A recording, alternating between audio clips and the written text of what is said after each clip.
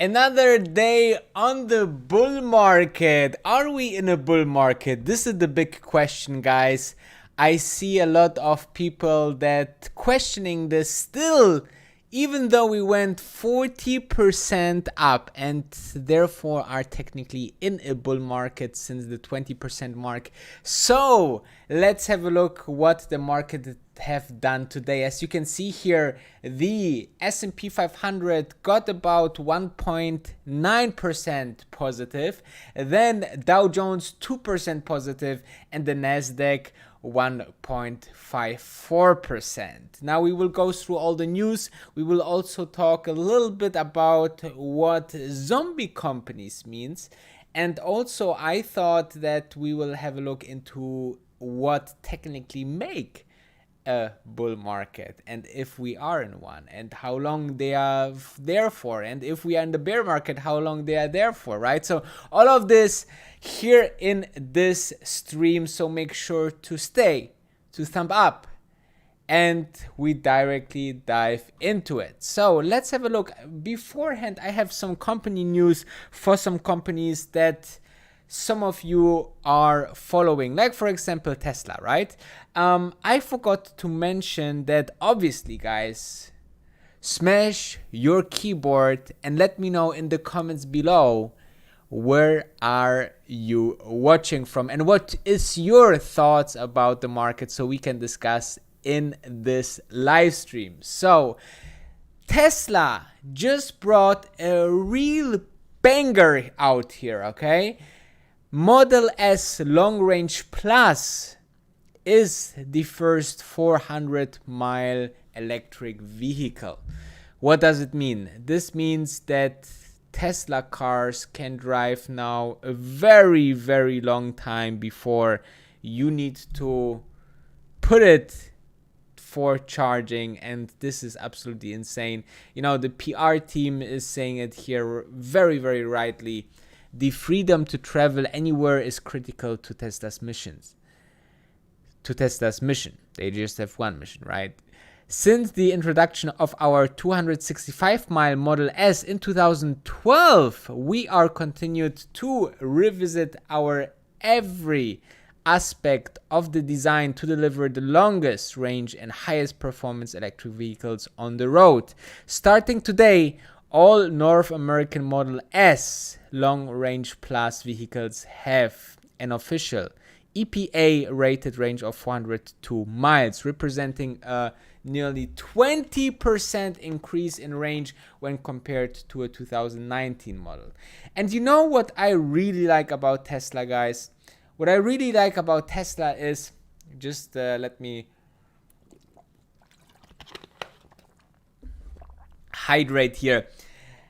What I really like about Tesla cars and the philosophy about Tesla is that once they have something that improves the car, they are directly actually putting it in the car. So as you can see, who is now ordering the Model S long range will have such an incredible increase of the mileage, and they are not waiting for, you know, oh, this will be something for the Tesla Model S version 2021. They directly put it in. Same for the self-driving chips. Whatever it's new in the car, it's directly into the car. So I think this is a very, very smart idea, because some people are actually waiting for those new models, and just before a new model is launched, the old models are not getting sold and so on. So, you know, there is definitely the advantage of the ICE cars having the dealerships, because, you know, they just take the old cars and sell it for, you know, discounted price, and the new cars are getting delivered and so on. But, you know, if you're selling directly to the consumers, why not have always the best product directly available? And this is, I think, really, really genius. So chapeau to Tesla for this improvement. Let's have a look what news are driving actually the market, guys. And this is obviously the May retail sales showed an increase, the biggest of all time, up 17.7%. I think projected was somewhere around 8%, so definitely beating here very, very strongly. So Mr. Donald Trump was very happy and put it directly into his tweet. Moreover, you have to understand that this is definitely always, a nice number, yes, but you have to understand that where we are coming from, guys, okay? We are coming from 100% going to, let's say, 50%, which would be then 50, and then growing 17 would be somewhere around 58.5. Then this is obviously still far away, about 42% from the highs of 100. So those numbers are nicely to see that you have like an increase, but from where and which kind of numbers, right? If you don't have a water and have a water now, then this is 100% increase, guys, okay? So don't get too much fooled, but obviously, these are signs of the recovery, which is great. And, we cannot forget that this is the biggest increase or recovery that we have ever seen. So, at some way, those numbers are great too. And therefore, the market are appreciating this. And I believe that the next thing that we need to discuss is something that I mentioned yesterday. This guy, the chief economic advisor of Allianz, Mr. Mohammed El-Irian, is someone very smart in my opinion. He also, what he's mentioning, I'm following him, I'm looking what he actually says and so on, and what he's really giving out as news, as projections, as guidance, as advice or whatsoever.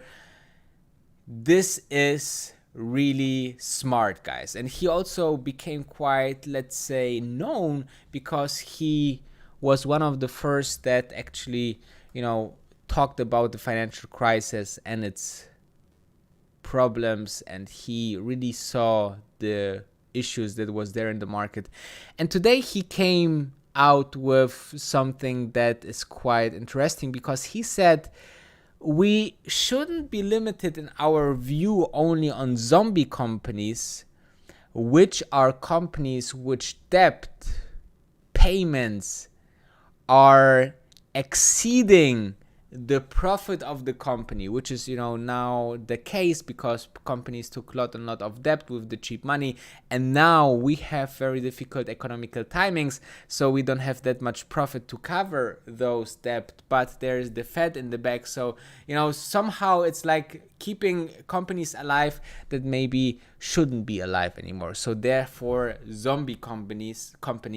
And on the other side, he's also telling we have to understand and make sure we don't get zombie markets, which would be the same thing. The Fed is putting money into the market, and therefore people are buying, but there's not real growth. So why should then company asset increase when there is not much growth, right? It's just because of the money that is coming into the market. So I understand and really appreciate this view, because this is something that we should keep an eye on.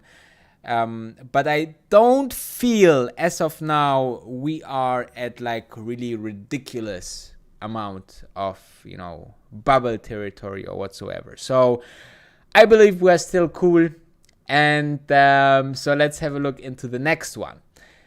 The next one, I want to a little bit talk about the market, where we are, what can happen, and what is what. So therefore, this graphic is quite nice. So obviously you see on the left side the higher highs, the higher lows, then an uptrend, which I believe we are currently in, more or less. And then this could lead into a side trend or in a downtrend whatsoever. It's not necessary that it looks exactly like that. It can go from an uptrend directly into a downtrend, from a downtrend down directly into the uptrend, and all the ways around, okay? So, and this is important to understand where the trends are going, and then we need to look into the bear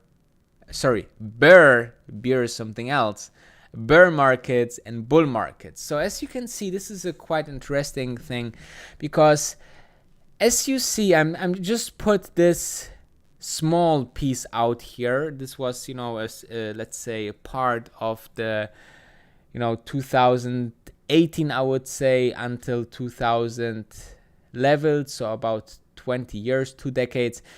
And we had really two big bear markets that was once done or started by the dot-com crash, and the second was the financial crisis. You see, the financial crisis was quite steeper or faster, and we had then the bull markets, which in general are quite much more longer than the bear market. So this is important to understand. And there's the question, if you hear bear market, what does it mean, bear market? So by definition, you need to understand that the bear market or the bull market is defined by a 20% increase in one direction or decrease, right? So you see here on technical levels, which is this graphic here, that we are in the S&P 500 somewhere about, since the lows or the recent lows, 40% up. So we are way out of bear market territory. We almost double bull market territory, okay? Because it would start at around 20% technical wise. Definition wise, this would be the bull market definition. So whatever you are hearing that, and as you see, we just talked about trends. Definitely the overall trend is intact if you are looking, in my opinion, on this chart. So I'm quite interested how this follows. You know my opinion. I believe this can go on for a bit now. And, this kind of things, and also other things about the stock market, I'm posting also on my Instagram. So follow me while you are listening or watching. Wolf of Dubai Danny. Very easy. Just put it into Instagram, follow. And we need to catch up some following from my YouTube channel also to Instagram. There's some stories that I'm posting on regular basis. TikTok, I'm also quite active. One of the fastest growing financial TikToker, right, out there. I'm not dancing. Don't be worried. It's just, small short videos to the markets and opinions about stocks. Quite interesting platform. However, follow me there and let's dive into the comments, guys. This is one of my favorite things. After you absolutely crashed the keyboards, and let me know what you think about the markets. I want to have a look where you're watching from as well, what you think about the market. So I just need to find now here how I get into the comments. Just give me a microsecond.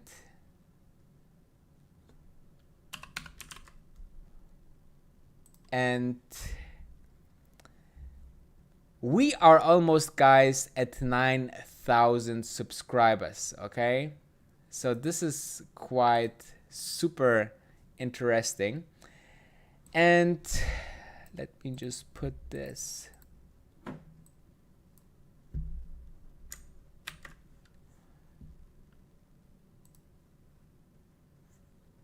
into the chat window. So as you can see,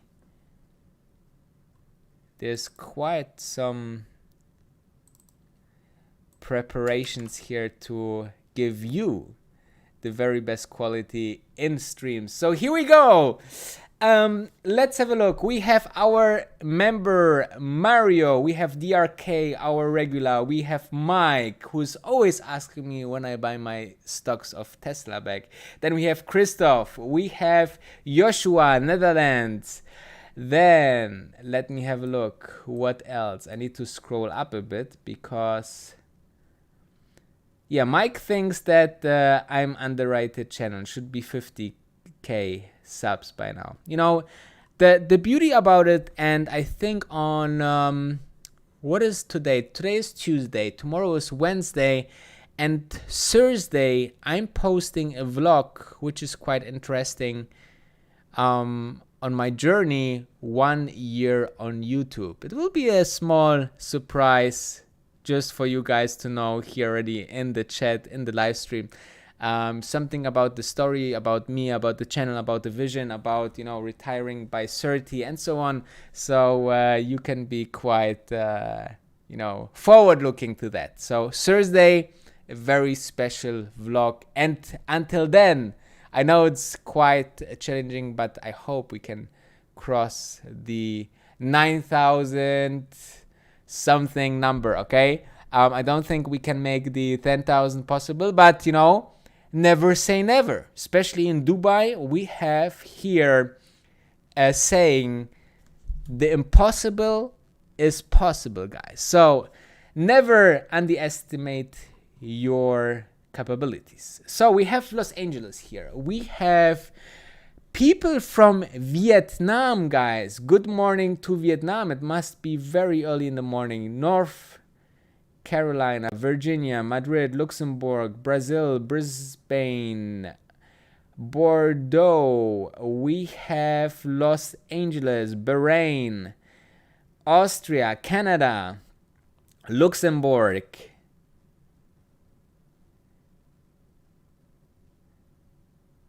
What else?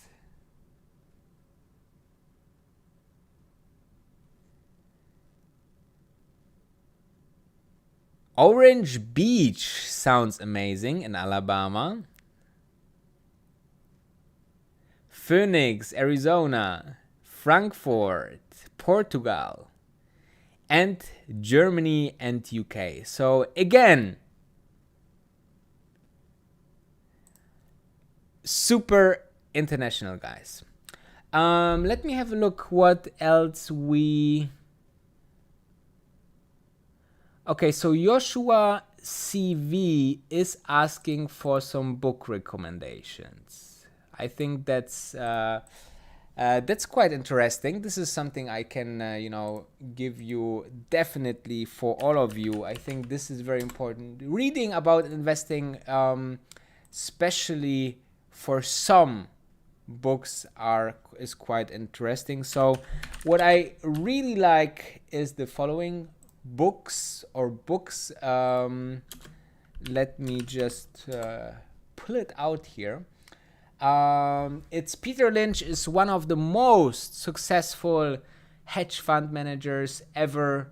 You know, he invested from 1977 to 1990, so it's a little bit older, but he averaged almost 30% in his fund, which is very, very impressive. And those are the two books that you should read, definitely very interesting. So the one is One Up on Wall Street, and the other one is Beating the Street. Then there is another book that is quite interesting by Chris Camillo, which is Laughing on Wall Street. This is also a super interesting book. He's also, by the way, also on YouTube here, so he's basically my colleague, but a very, very good book on information arbitrage. Then I believe another good book that is generally about money and about investing, and that money needs to flow to generate more money for you, is this book. Either this cover, I have this cover, the white one here, Money, No More, Make More, Give More, Rob Moore. And there's also the black cover, which, you know, just there's no difference. There's just the cover that looks different. So when you are in the bookstore or whatsoever, don't look only for the white cover. It's the black cover as well. And I believe if you're reading this 3 books, then you are very, you know, having really some different sides, because the Peter Lynch books give you a very good basics about stocks and how and why they move. Then you have the information arbitrage, which I also like. It's all about, you know, finding the next big thing and, you know, how to see it before Wall Street, and that Wall Street is actually not so smart like they are. And on the other side, you know, something generally that will motivate you to make, save, create, multiply your money, then it's the money book. Okay, so this is very important. I think this is quite interesting, so I hope this can help you guys to become a better investor. Then let's have a look what else we have. So Raphael is asking The Money Game by Tony Robbins. Is it this motivational guy? Then the little book that still beats the market. I think this is also nice.